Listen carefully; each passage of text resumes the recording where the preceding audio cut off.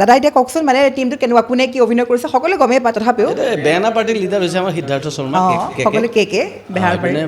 ভ্ৰাম্যমান থিয়েটাৰৰ জ্যেষ্ঠ অভিনেতা ভৱেশ বৰুৱা আছে বাঁহ পাৰ্টিৰ লিডাৰ তাৰ বাহিৰে প্ৰণামী বৰা আছে পল্লৱী ফুকন আছে নতুন প্ৰজন্মৰ এজন ল'ৰাৰ কথা মই কৈ থওঁ ইয়াতে হৃদয় সৌৰভ এই ল'ৰাজনে এটা খুব ৰোমান্টিক চৰিত্ৰত অভিনয় কৰিছে আৰু ল'ৰাজন আহিছিলে মোৰ তাত আচলতে ডেলিভাৰী দিবৰ কাৰণে ডেলিভাৰী দিব আহিছিল জমেটত কাম কৰিছিলে সি আচ্ছা তাৰপিছতে আহিলে আপুনি অফাৰটো দিলে নাই ডেলিভাৰী দিব আহিলে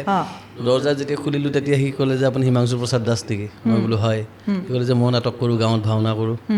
এনেকৈ চাহ চিনাকি থাকিলে আৰু এইখন চিনেমাৰ কাৰণে যেতিয়া এটা কেৰেক্টাৰ প্ৰয়োজন হ'ল তাৰ মুখখন মনত পৰিলে সি আহিলে অডিশ্যন দিলে আৰু কেৰেক্টাৰটো কৰিলে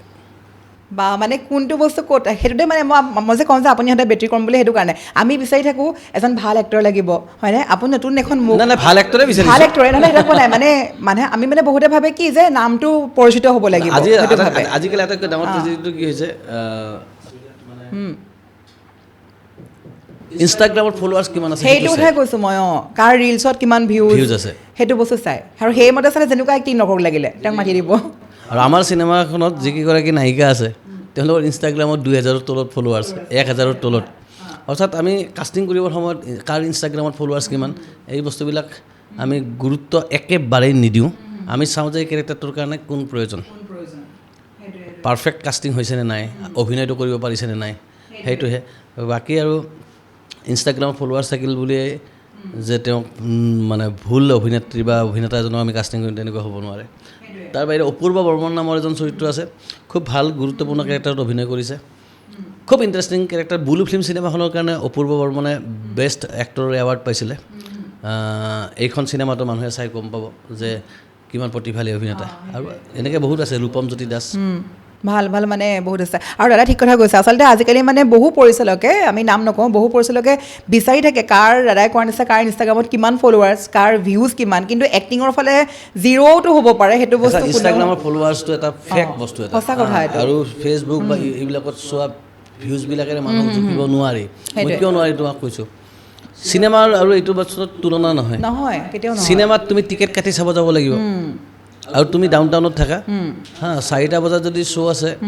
এই PVRত তেতিয়াহ'লে তুমি ইয়াৰ পৰা 3:10 মানতে ওলাব লাগিব হয় গৈ পাৰ্কিং কৰি টিকেট কাটি তুমি চিনেমা হলত সোমাবা পইচা আছে আৰু ইনষ্টাগ্ৰামৰ ৰিল এটা ফ্ৰীত দেখা পাওঁ আমি স্ক্ৰল কৰি থাকোঁতে আহি যায়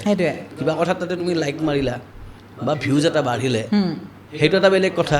আৰু তোমাক চাবৰ কাৰণে 4টা বজাত টিকেট কাউণ্টাৰত সেইটো এটা বেলেগ বহিব সেইটো এটা বেলেগ কথা গতিকে মই নাভাবোঁ যে কাৰোবাৰ ইনষ্টাগ্ৰামত ফলোৱাৰ্ছ বেছি আছে কাৰণে তেওঁৰ পৰা চিনেমাত কিবা হেল্প হয় বুলি সেইটোৱে আচলতে মই সেইকাৰণে কৈছোঁ আৰু আপুনি যিটো কৈছে যে জমেট' বয়জনে তেওঁক ডেলিভাৰী দিবলৈ আহোঁতে আপুনি ভাবি ল'লে যে তেওঁক শ্বুট কৰিব এই বস্তুটোৰ কাৰণে তেতিয়া কৰা নাছিলোঁ দিলে ডেলিভাৰী দিব আহিলে চাহ চিনাকি থাকি গ'ল কথা বাৰ্তা হ'ল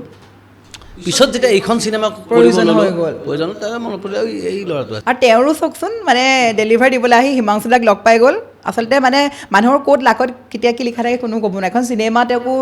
মানে একদম হিমাংশু দাৰ চিনেমা তাতে অভিনয় কৰিবলৈ সুযোগ পাই গৈছে আচলতে তাতকৈ আৰু কি লাগে হয়নে আৰু দাদা আমি XYZ খনো চামেই মইতো একদম ৰেডি হৈ আছোঁ ট্ৰেইলাৰ চায়ে সেইদিনাখনৰ পৰা কৈ আছোঁ যে কেতিয়া চিনেমাখন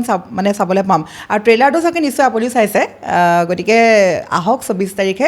মাজত মাত্ৰ কেইটামান দিন বাকী আছে আৰু 22 তাৰিখে প্ৰিমিয়াৰ শ্ব' গতিকে চবেই সাজু হ'ব হৈছে